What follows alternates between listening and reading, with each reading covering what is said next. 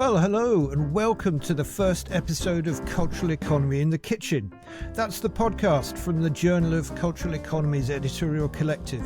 I'm Professor Philip Roscoe, Professor of Management at the University of St Andrews Business School, and I'm co-editor-in-chief of the JCE. And I'm Dr. Addie McGowan, a postdoctoral researcher at the University of Edinburgh and reviews and online content editor for the journal. We're going to be chatting with colleagues about their papers, about their cutting-edge ideas, and all the funky stuff that makes the JCE and its community what it is. And of course, what's cooking in their kitchen, both literally and metaphorically. So today we're going to jump right into exploring what cultural economy means, where and why it started, and how it's evolved since then. So first of all, we welcome Professor Liz McFall and Dr. Toby Bennett to explore just what is cultural economy. Then we're going to turn the conversation to economic emergencies with Professor Simone Polillo, who will discuss his recent work with Egor Makarov. So Liz and Toby, welcome to the podcast. Liz, let's start with you. So can you tell us where you're joining us from today? Hi, Addie. Hi, Philip. Hi, Toby. Hi, Simona. It's really nice to see you in this kind of very strange virtual kitchen. I'm in Edinburgh, in New Haven, in my own house. I'm personal chair in the sociology of markets at Edinburgh University. And I'm also one of 3 founding editors of the Journal of Cultural Economy. Nice. And I was a PhD student when Paul DeGay and Mike Pryke and Stuart Hall were working on some of the texts that led more or less directly to first the publication of the edited collection Cultural Economy, and a few years later to the journal itself. So I have my own notions about what cultural economy is. And I come from a background which was kind of communication studies and cultural studies. And I was there at the start when there started to be moves to try and think about economy in a kind of cultural way. And that stayed with me despite how much the journal has changed over the last 18 years. Thanks so much for that introduction of, who you are and where you're calling in from. And I guess my final question to kick us off is, what are you cooking in the kitchen lately? I have a coffee, which is a coffee of a particular type. It's called a bulletproof coffee. It involves putting a lot of butter and oil in your coffee. And believe it or not, it's really, really delicious as well as slightly strange. I had some people here a couple of weeks ago and I forced them all to drink it. And not one of them complained about the butter. Maybe they were polite. But yeah, it's special coffee. We've set the tone already, haven't we? We've had buttery coffee and Roland Barthes. This is what the JCE podcast in your kitchen is going to be all about. Toby, tell us, where are you calling from? Hello. Thanks for having me in your domestic settings. I am currently northwest London, Harrow, in my shared office at the University of Westminster, which is not a kitchen, but it does have kitchen-like qualities on occasion. There are a lot of foodstuffs that pass through this room. Right now, there is a Halloween-themed muffin, which is one of the most pathetically decorated things that I've ever seen. But in my actual kitchen, what's cooking is anything that will please my children, really. And that is quite a challenge on a regular basis. And that handily takes me back to, I've actually been looking at the journal for some parenting tips, back to Joe DeVille's piece from, I think, last year on the platformization of picky eating. So that's been quite instructive and helpful. Oh, and I am a senior lecturer in media, culture and organisation here at University of Westminster, and I'm interested in all of those things. Brilliant. Nice. And that's a fantastic segue, if I can just jump in, because round about the time that this podcast goes live, we'll be publishing that very special issue, the Digital Eating Special Issue. And Joe DeVille's paper is a part of that. So that'll be our final issue for 2025. Nice. And Simone, last but not least, how about you? So where are you joining us from today? So, hi everyone. I'm truly honored to be here, by the way. And I love Toby's paper was sort of groundbreaking to me. Like, I learned a lot. So really a pleasure. So I'm in Charlottesville, Virginia. It's my office. It's a little messy. Considering it's mid-semester, it could be a lot worse. And yeah, I'm a professor in the Department of Sociology here at UVA. Nice. And what are you into cooking lately? I rediscovered anchovies, so I put anchovies in everything I make. But I'm having a big, I have some people over for dinner over the weekend and they're vegan. So I'm going to have to replace it with something just as tasty, but I'm open to suggestions. I'm not sure. That's a tall order. Right? Agreed. I love anchovies as well. All right. So I guess let's get into it. So let's jump into part one, where we're going to be talking about what is cultural economy. And we're so happy to have Liz and Toby here to discuss the concept. And Liz is one of the kind of founders of the journal and also the early contributors to the field of cultural economy. Can you give us your take on its origins, sort of, the origin story that I know Toby wrote so well about in the piece, but I want to hear your overview of it too. I think there are lots of different cultural economies. It has multiple origin points, including in the work on cultural industries that started to take off in the 90s and into the 2000s. Cultural and creative industries began to be an object of serious and sustained academic research. But my own point, and I think that point of origin that the journal has, is slightly different from that. Parallel, but quite separate. And that is to do with the way in which the cultural studies project, particularly associated with the British tradition coming out of the Birmingham Centre for Cultural Studies, and specifically with the work of Stuart Hall and a lot of the people who surrounded him in the 1980s. There was, by the early 1990s, a kind of frustration with the way in which cultural studies and media studies, but especially cultural studies, hadn't really tackled the economy in any empirical sense. Drawing off structuralist, post-structuralist, Marxist tradition, the economy was something that was already known. We know already, so we don't really need to. In a famous piece called Banality in Cultural Studies by Megan Morris, we already know the economy. We already know what it is. We already know what and how the sphere of production operates. So we don't need to do any empirical research. By the 90s, a small but lively group, including Mike Pryke and Paul DeGay, John Allen, and quite a few others, mostly circulating around the Open University at that time, began to think seriously about the economy and finance and how culture and cultural theory might be applied to make more sense of it. How does the economy make sense from a cultural perspective? How is the economy itself cultural? And those are kind of the founding ideas that, in Toby's article, trace through the teaching that was being developed at the Open University in the 1990s, and at the same time in the research and intellectual discussions that were happening at that point. And with that well-known, that workshop, I don't know if it's well-known, but it feels well-known because Toby's written about it so movingly, impressively, and it feels like history now because it was 25 years ago. But that workshop, the collection that came out of it, and the journal itself a few years later, were all rooted in this basic concern with how can we think about economic and financial and organisational things culturally. What does it mean to say that? And that is about the connections between the spheres. So we began to kind of open up to everything that really was trying to move between disciplines and spaces and sectors, that were trying to understand how these interact specifically. What kind of relationships are we talking about?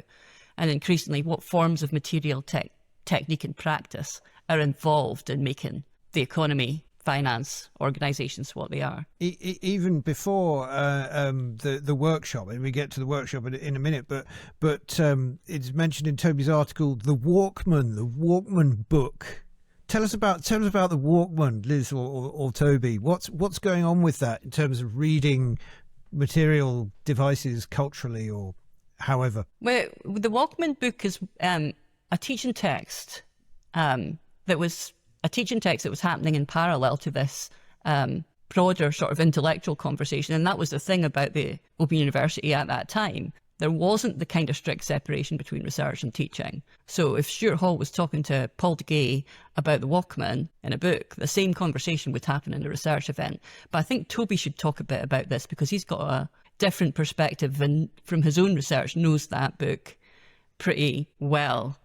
Yeah. I mean, actually, I've got them. They're over my left shoulder. There's a big pile of them, and the Walkman book is one of, let me count, 1, 2, 3, 4, 5, 6 books, which were the standard teaching materials for OU, for that OU course D318.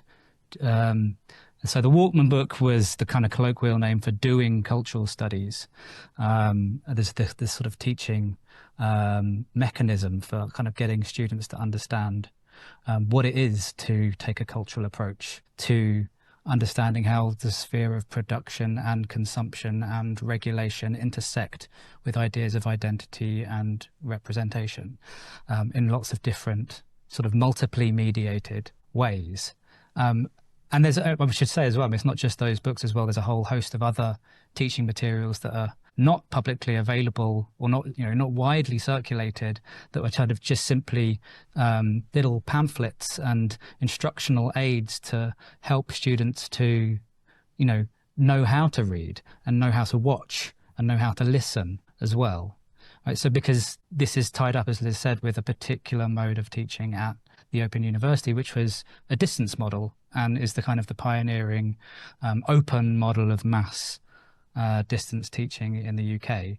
So the kind of the challenge that institution was always bound up with was how do you do that? How do you make sense of sometimes really quite complicated social theory to students who may not have been in education for a while and don't have a teacher to turn to on an everyday basis? That's quite a challenge. I mean, if you think about how we teach nowadays, I mean, like that's one of the challenges that faces us sort of almost every day now. So there's there's a level of learning that we can get from just the kind of the teaching model, but there's also the economic model and the political sort of visions that were tied up with the Open University, as well as this kind of exercising of social democracy through this sort of mass instructional model. So I think basically what I'm trying to say is that there's quite a lot tied up in this particular one book that I center on, but actually there's quite a lot going on,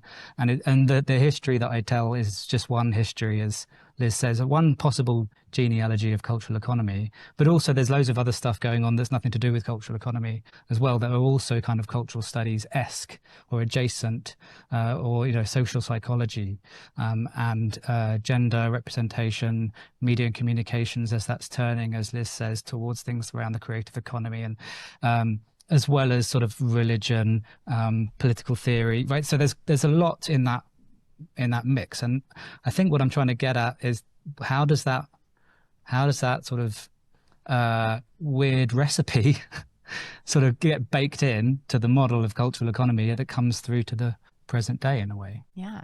And I think, you referenced the teaching model, and so that idea that you talk about around thinking in teams, could you kind of expand upon that a little bit for our listeners? Yeah, so I mean, Liz can speak to this from a very personal perspective, and I've never worked at the Open University, so I'm coming at this very much as a kind of outsider, the model of the historian who's opening the archival boxes and so on and seeing what they can discover. But what I discovered was that this idea of the kind of collective thinking is really, really crucial, I think, and I think Liz can say a bit more. But the idea is that this is not a kind of lone genius model of teaching, and it can't be because of that production model, because the courses need to be designed in such a way that they can be delivered through these kind of multiply mediated sources, and they have to hold. You can't redesign your course halfway through to respond to the students' needs. It has to work, not just for this cohort, but for several years, for 4, 5, 6 years worth of, maybe more, of this one course being iterated.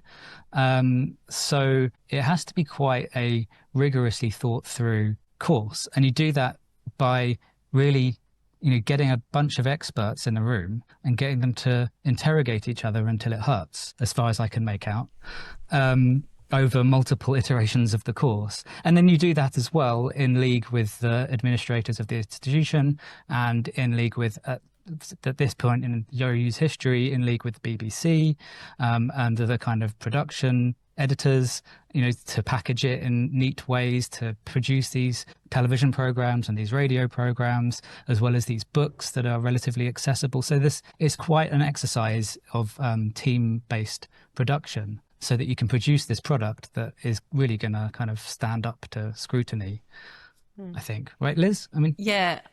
I think what I'd like to pick up on that is something you said about the way in which it was a collective mode of thinking applied to teaching, but to intellectual work more generally. And I don't want to idealize it. There were fights in that mode. Sometimes people didn't speak to each other for months after a course was finished. Sometimes never again. There were serious intellectual differences which were better accommodated than the personal differences and the personal power plays that we're all familiar with in academia. But nevertheless, most of the time it worked, and most of the time the outcome was a course that stood the test of time, maybe lasting for up to 10 years and being presented to thousands of students. And what I want to say about that is that there's something in that I do think carries over, something in how the practice of thinking collectively that carries over into the journal itself. And I think that comes from entering a field where the title cultural economy wasn't actually that well understood or agreed upon, and realising quite quickly that my own earlier sense of what cultural economy was about wasn't enough to feed a journal, that the journal had to be fed and opened up and developed by the people who chose to publish in it. In the early days, setting up a journal is not easy. It's like filling a shop window with things that look like they belong to this space. So what is this space beyond those initial arguments about, well, let's think about the economy culturally? And I think that involves, and we've benefited from, a series of a really kind of a sensibility amongst the collective of people who've been involved as authors, as editors, as reviewers and readers over time, without sounding all kind of dewy-eyed about it. I think it's a space that does take some of the model of the Open Universities trying to think collectively to be accessible and to work a bit differently from a conventional gate-closing academic journal, that we work hard to balance that thing of maintaining a certain degree of standard, of quality, with an openness to people doing it in a way that isn't quite what we expected necessarily.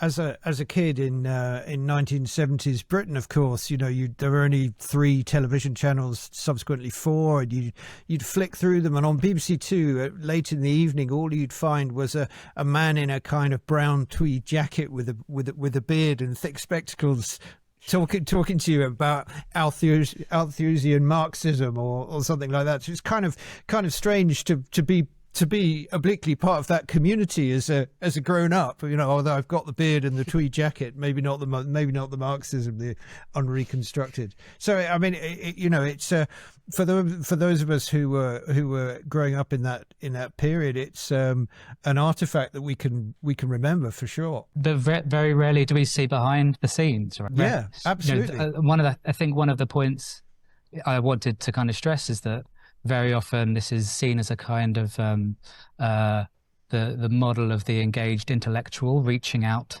to the masses in some way, but actually this is a team-based production that is simply trying to fix the quite mundane, difficult problem of how do you actually teach people at a distance, right? This is not necessarily the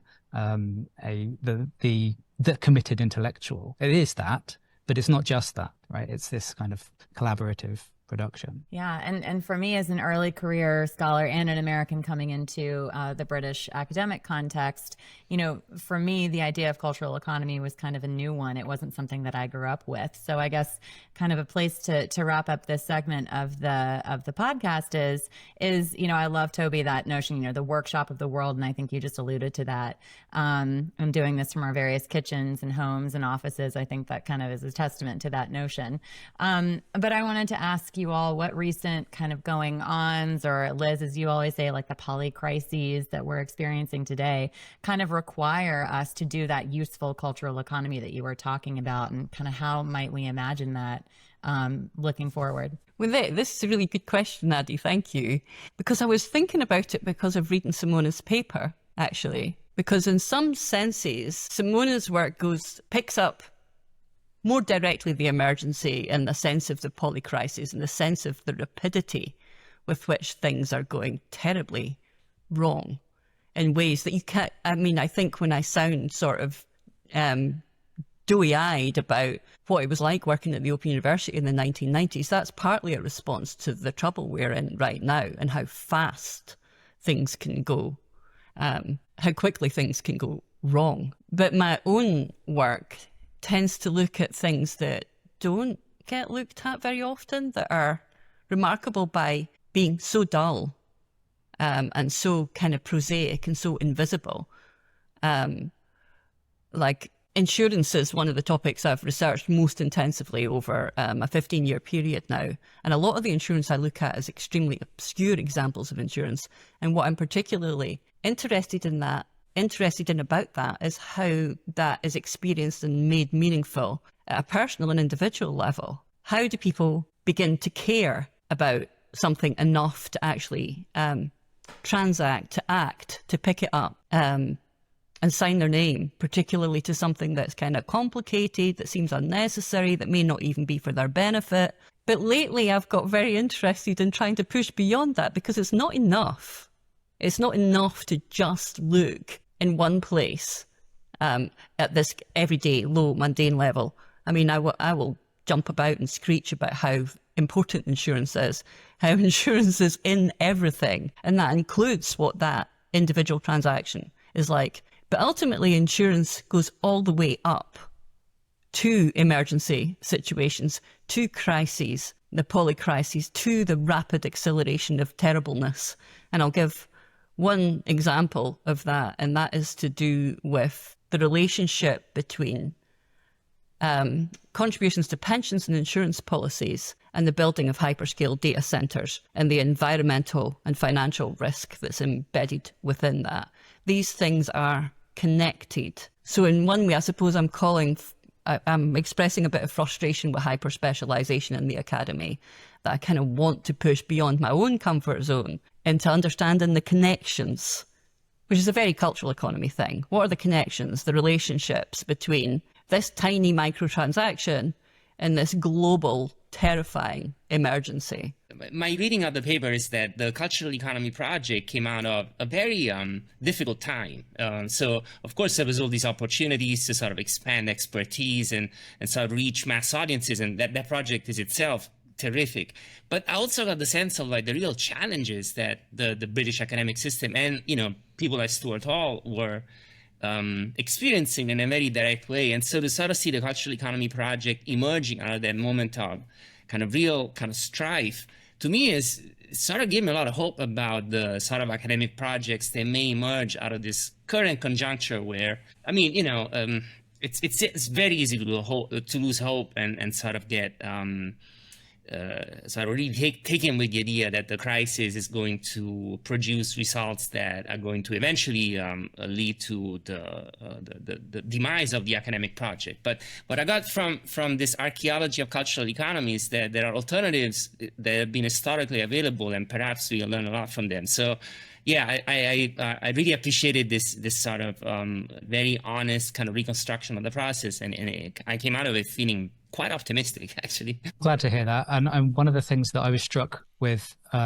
writing it and researching it and speaking to people is, some of the parallels with present day, particularly around this one course from early 80s, Introduction to Social Sciences, of which one particular section was to do with, well, what is the economy? And it was shot through with, it was not a purely sort of Marxist project to sort of indoctrinate students with that kind of understanding of what the economy is. It was supposed to be a kind of socially embedded understanding of what economic life is about, which happens to involve quite a lot of attention to work and production and struggle. And that was the thing that was picked up by the main advisor to the Thatcher government at the time, Keith Joseph, the education secretary, and quite a huge amount of pressure was placed on the institution to shut it down, to completely revise it entirely, get rid of all of its sort of Marxist underpinnings. And there was, a lot of pushback internally and defense of that project to say, well, no, this is important, actually. We are not indoctrinating, we're not manipulating, we are trying to expand a pluralist understanding of different conceptions of what the economy might be or could be. And I think, there's something in that I do find hopeful at the end of history, which at that particular moment, and now revisiting the end of history right now, or the end of a lot of things, where, there is the similar sort of political pressure from above, really explicitly, really aggressively, and that kind of how that gets worked through collectively, and different kinds of expertise that need to get called on, but also the different kinds of actual action and collection that need to work on that at different scales. Completely agree with that. The thing that struck me, something out of reading your paper, how that intellectual history that you draw on, you pointed me towards a paper that I didn't know about, Margaret Summers' paper around the kind of the conceptual history. Went back to it from 1995. Broad sweep of what she calls or refers to as reflexive sociology at the time. Really embeds it in that similar sort of moment as the early kind of cultural economy thing. So I was wondering, are we still trying to work through that reflexive sociology moment in dealing with kind of the economic emergencies of our time? Well, should we seem to be at a natural break? Should we move on and chat a little more about Simone's paper? It's not the sort of thing that you would always see in JCE. I think that's one of the joys of the journal, is that we don't have a template. Not everything has to fit.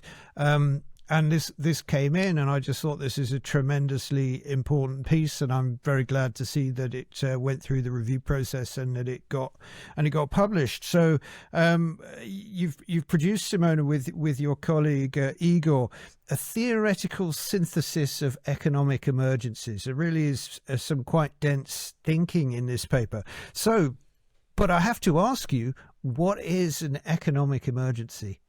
Thank you. And also, just want to say it's really quite a pity that Egor couldn't join us, but he did a lot of the theoretical heavy lifting here. So now you're left with me, or I'm a little less kind of philosophically inclined to kind of get us into the intricacies of what's, you're right, a pretty complex argument. So what's an economic emergency? I think what we're trying to do with this paper is to essentially kind of build an argument where we can say that an economic emergency is a particular event that gets framed and acted on in a particular way. And often that way of thinking conceptualizes the event as something of an external shock, a supply chain that snap, or, the pandemic, or, kind of a surge in inflation. So something that kind of shocks the system and calls for a decisive intervention, often sort of in a way that highlights the urgency and the emergency of doing something, right? So it comes with its own sort of affective kind of justification attached to it.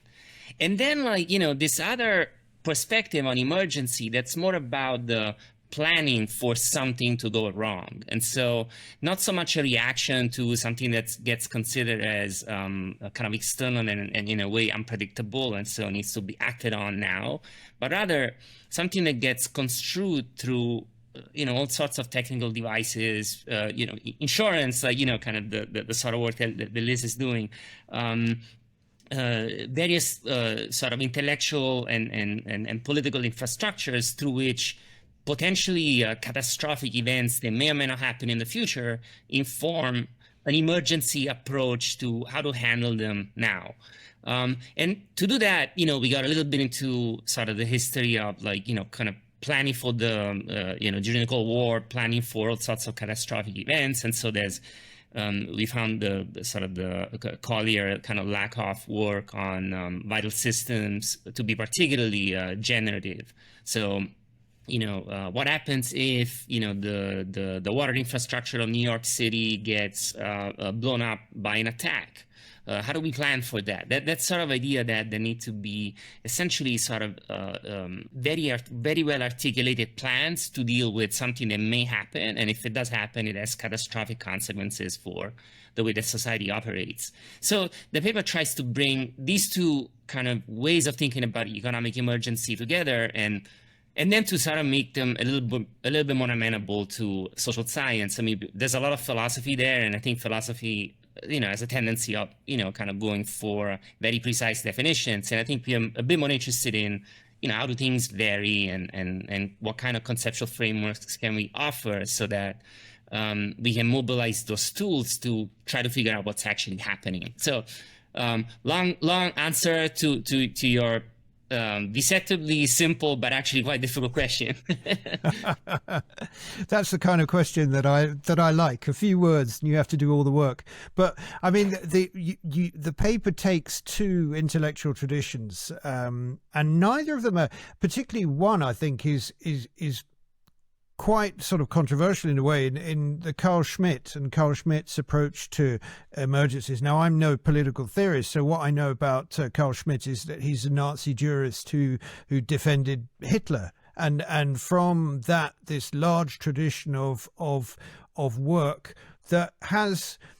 It has an edge to it, doesn't it? It has an edge about you kind of enemies, where they are, and how the state responds, and so forth. Tell us about that. Yeah, you're right. I mean, the sort of, we call it much more neutrally sort of the legal constitutional approach to emergency, but it does come from sort of not just sort of the kind of work that builds on Carl Schmitt, but from a history itself that is actually quite disturbing. And so in the context of the United States, some of the first economic emergencies in the modern context are really about repressing the working class. So it's about taking the right to strike away from workers and framing that as an issue of economic rights that are violating a larger social compact that has to do with the wealth of the economy. So even at the level of practice, it's a tradition that has very disturbing consequences and sort of political effects, as well as kind of an intellectual baggage that we need to be very careful about,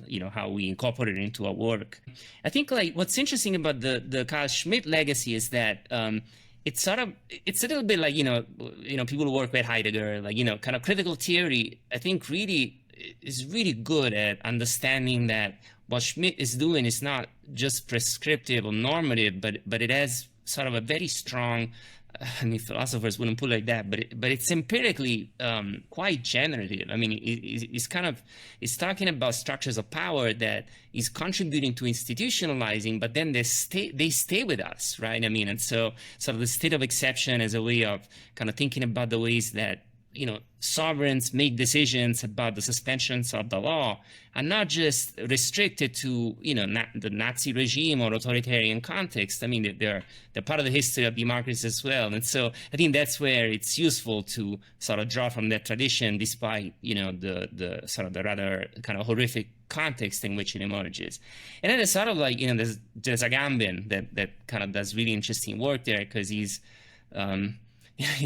also, we can have a whole conversation about what happens to Agamben during the pandemic, where, he sort of makes his own very kind of controversial interventions in a moment of crisis. Agamben is partly, to us, it's like, it partly belongs to this kind of Schmittian tradition, but he also then kind of crosses over to a way of thinking about emergency that's much less about the decisions of a dictator or of a sovereign.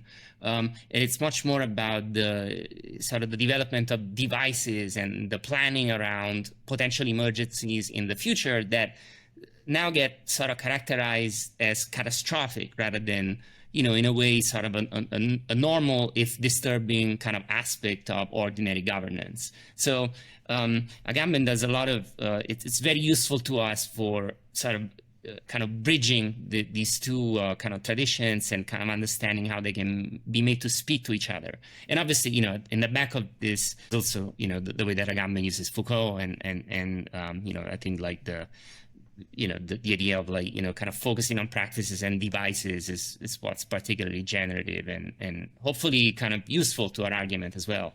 Well, indeed. I mean, the Foucauldian tradition is the other one that you explicitly draw on, and I guess that's much more familiar territory for readers of this journal who are used to these notions of kind of devices, the kind of devices of insurance. I think that catastrophe insurance that you mentioned earlier, and you you mentioned in the paper. I mean, Liz, as an insurance specialist, do you want to come in?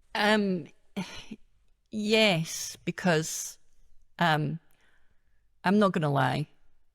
The high theory is applied to insurance is a problem for me,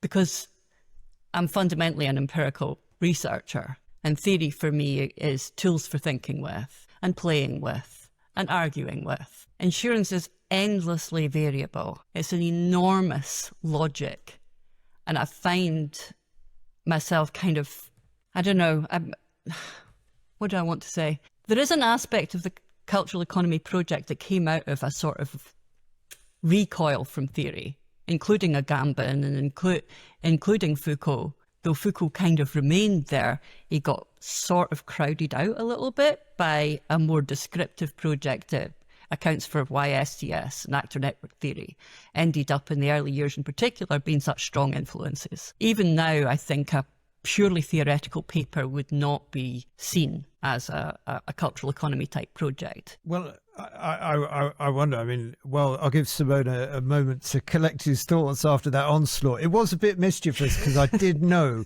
that Liz has spent the last 3 days furiously finishing a paper about how she hates theory. Perhaps cheeky always, Philip. that can of worms. But okay, catastrophe insurance is kind of classified. It's one of the examples in this paper. It's classified as something that is both scripted and undeclared. And I think that's the interesting thing, is this notion that you can have kinds of catastrophes that are in partly, I guess, produced by the modelling, but are not explicitly acknowledged as such. Is that a fair gloss, Simone? I'll hand over to you now. Thank you. No, it's absolutely. I think you're absolutely right. I mean, we're trying to kind of offer this distinction between kind of emergencies that are explicitly declared, and so and often that just means also like there are kind of legal processes that are involved in doing so. I mean, the United States is a very good example of what that looks like, right? Sort of how much legal leeway there is in suspending the law and kind of what that means versus sort of, the kinds of emergencies that actually like depend on actors that do not have recourse to this legal suspension. So I think you're absolutely right. Catastrophe insurance can be understood from our sort of very 30,000 feet like kind of altitude point of view, sort of gets us to think about the ways that it can act on and it can be applied or be made relevant to situations where this kind of political declaration of a context of crisis is just not there. So to us, that's why we kind of offer that kind of distinction to sort of grasp this particular aspect of the problem. I think it's sort of interesting, Liz, like sort of reacting to what you were saying, like when we wanted to write this paper because we sort of thought that there are there is a lot of ambiguity about what an emergency is, and especially an economic emergency may be.